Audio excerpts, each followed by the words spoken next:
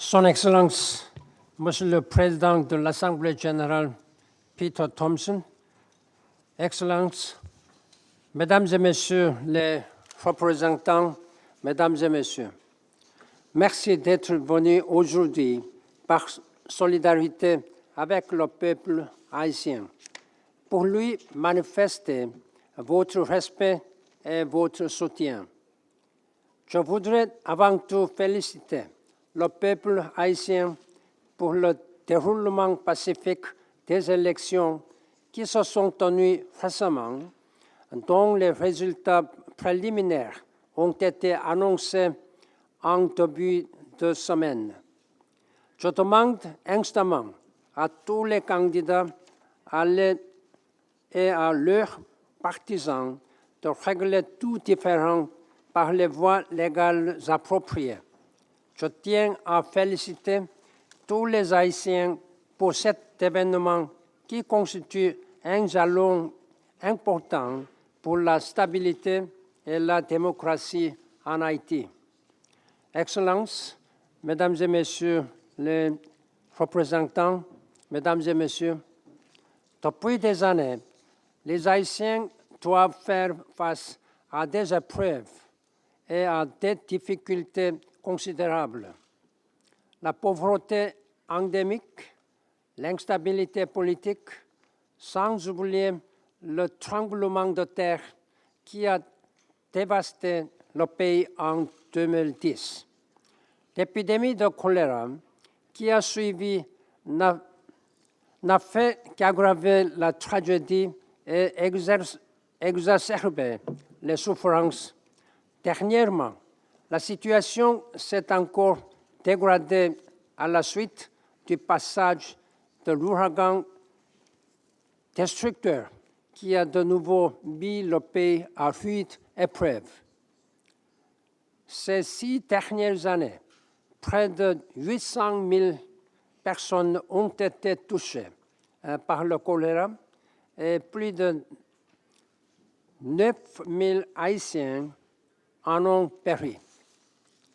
Je me suis rendu en Haïti pour y rencontrer les familles touchées. Il s'agissait d'un des voyages les plus éprouvants que j'ai jamais effectués en tant que secrétaire général. J'ai entendu les témoignages de familles qui avaient souffert, parti tout moyen de subsistance et qui ne reverraient plus jamais leurs enfants. En tant que père et grand-père, j'ai été profondément affligé par la douleur de tant de familles. Je ne l'oublierai pas, jamais. Il n'est pas de réponse aisée aux problèmes que nous rencontrons en Haïti, ni de solution parfaite, mais cela ne doit pas nous empêcher de tout faire pour venir à bout de ce fléau.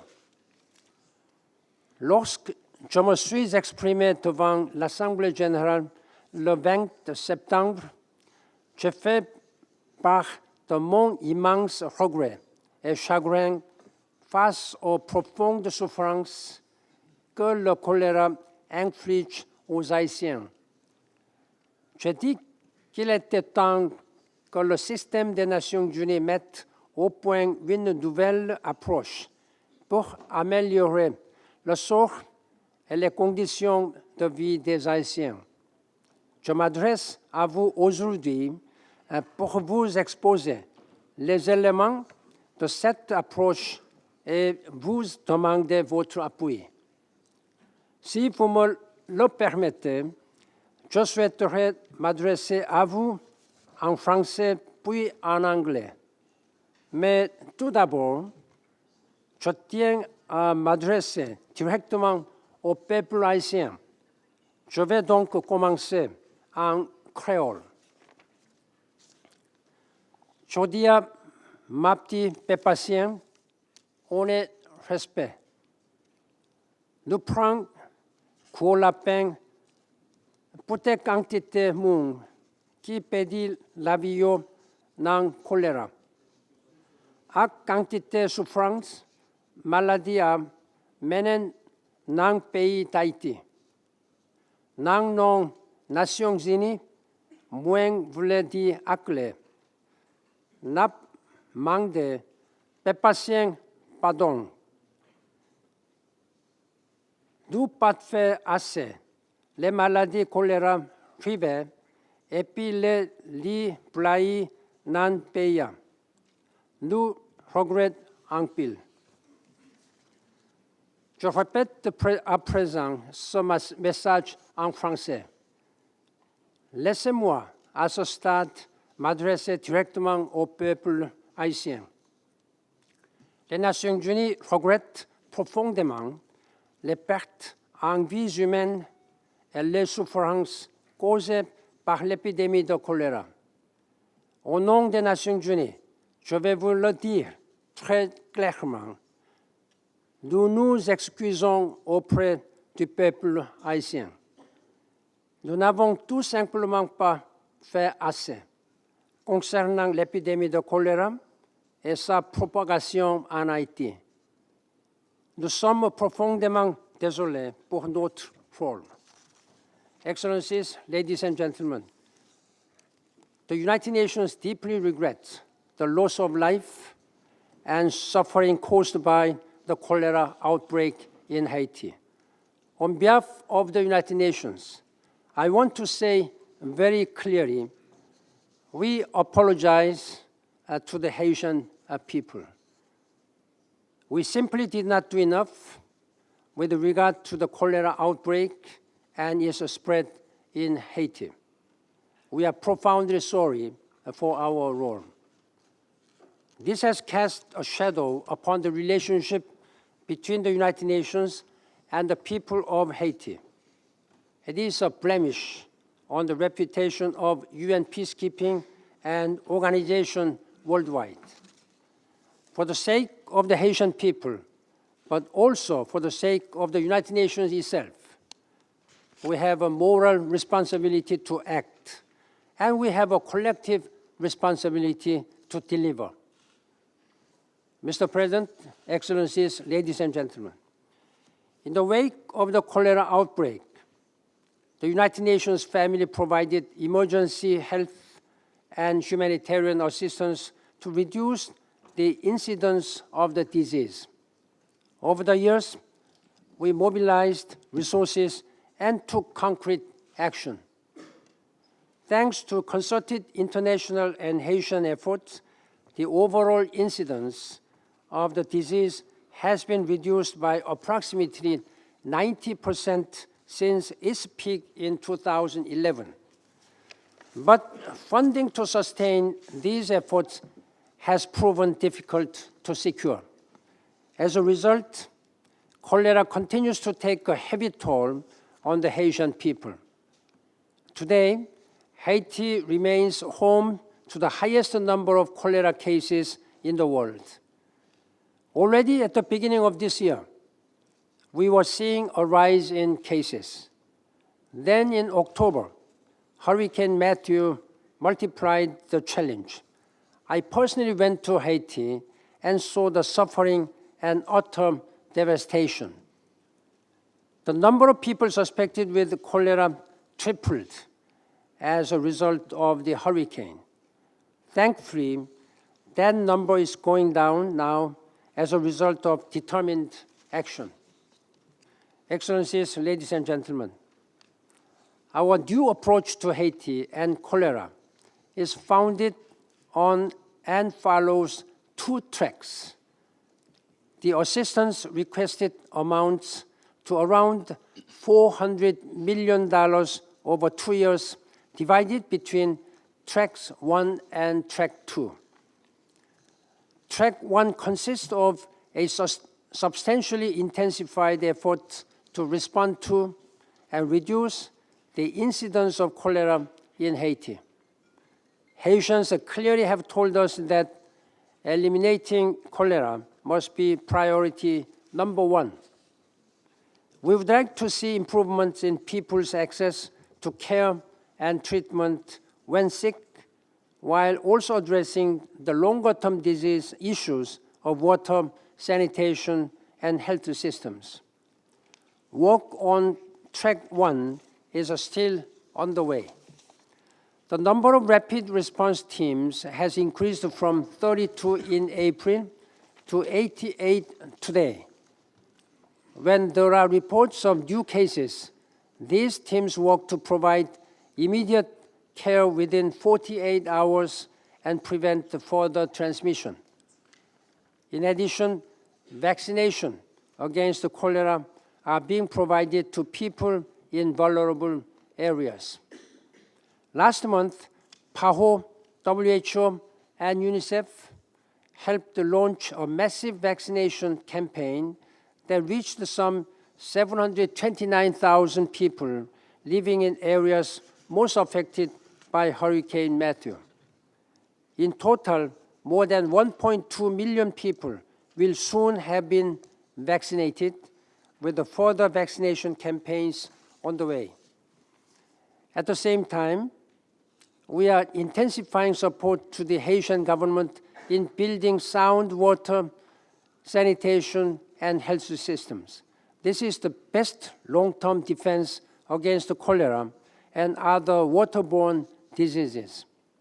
The World Bank, the Inter-American Development Bank, the United Nations, and others are working to expand access to water and sanitation for all Haitians over a 10 to 15-year horizon. The World Bank has focused on small towns and rural areas most affected by cholera, committing $50 million for water and sanitation projects in 2015 and 16, and a further $20 million next year. The Inter-American Development Bank has committed over $95 million for water and sanitation in Haiti over the past 6 years, with an additional $62 million planned for next year. I want to warmly thank donors who have provided support for Track 1 through multiple channels. We hope that further contributions will become available soon. Several member states have expressed serious and imminent interest in contributing to our trust fund. This effort also will contribute to advancing the Sustainable Development Agenda, in particular SDG 6, to ensure clean water and sanitation for all.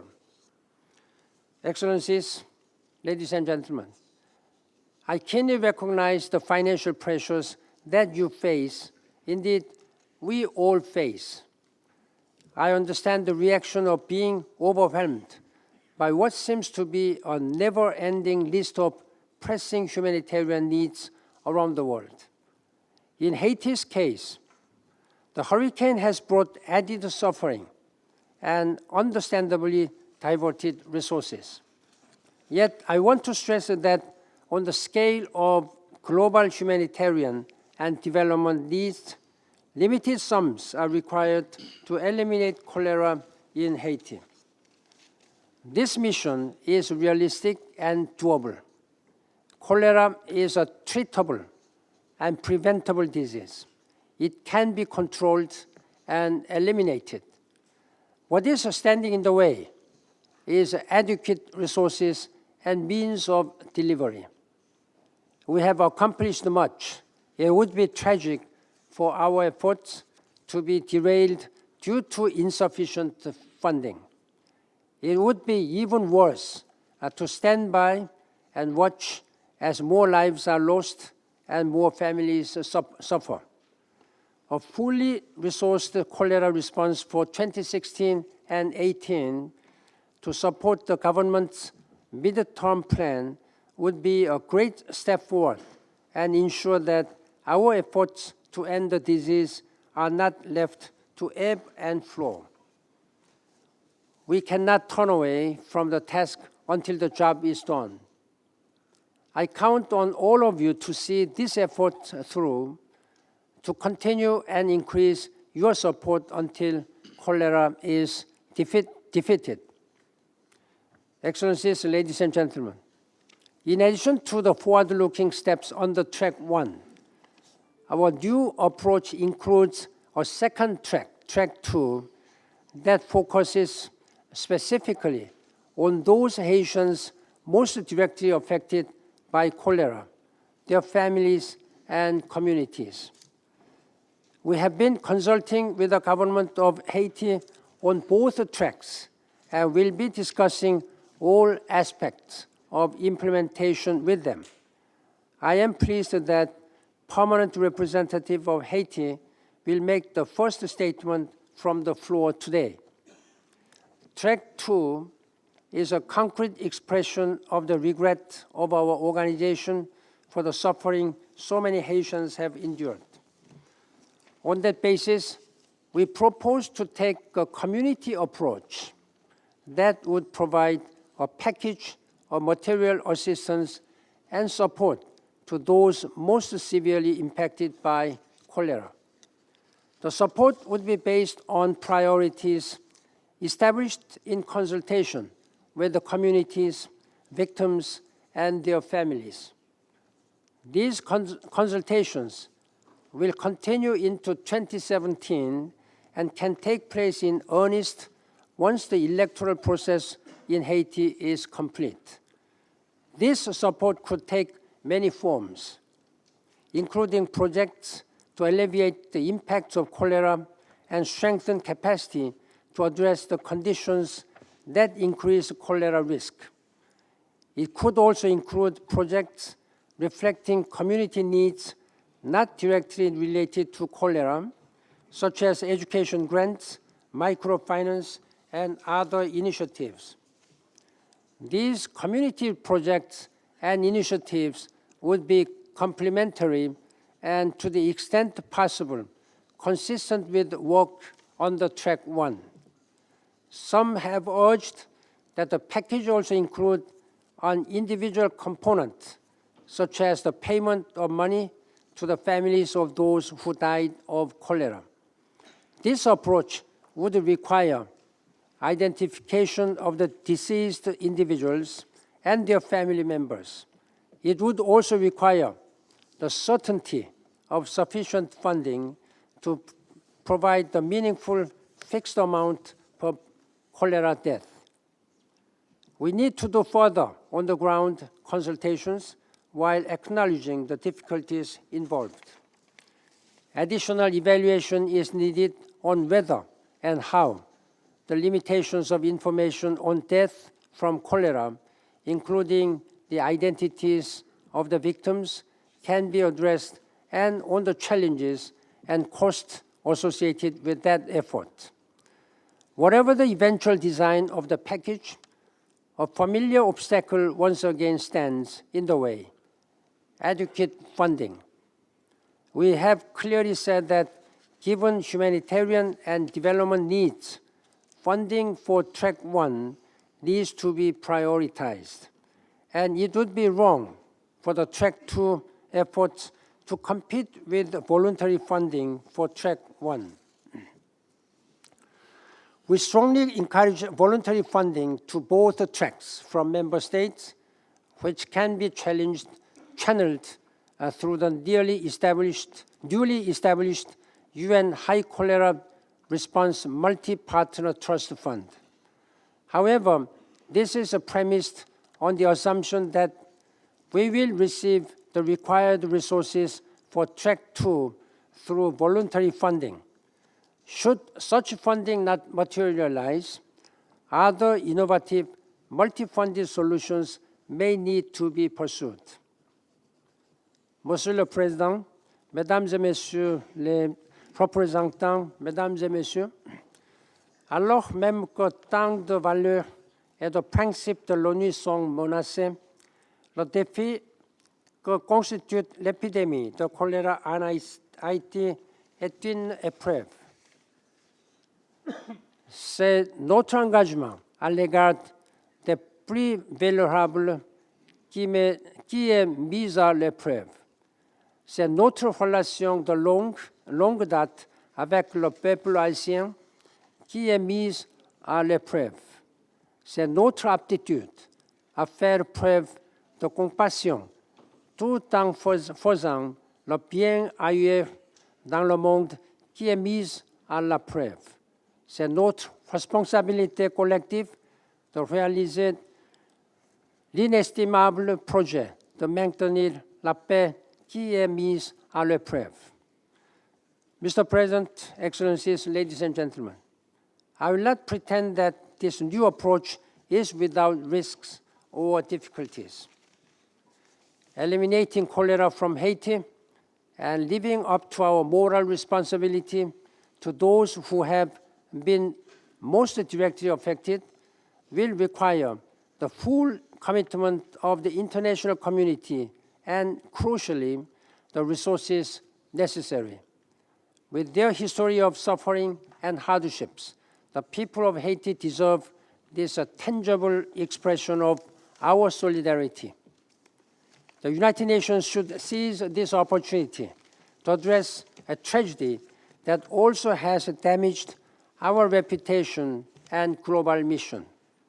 That criticism will persist unless we do what is right for those affected.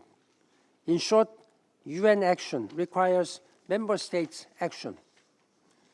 Without your political will and financial support, we have only good intentions and words. Words are powerful, yes. Words are necessary, yes. But words cannot replace action and material support. So many people have suffered grievously. The United Nations, as its member states, have the power to recognize and respond to that suffering. Excellencies, ladies and gentlemen, let us step up in solidarity to our moral duty and do the right thing for the Haitian people and our United Nations. Thank you. Merci beaucoup. Merci en pile. I thank the Secretary General for his statement, and I now open the floor for comments or questions.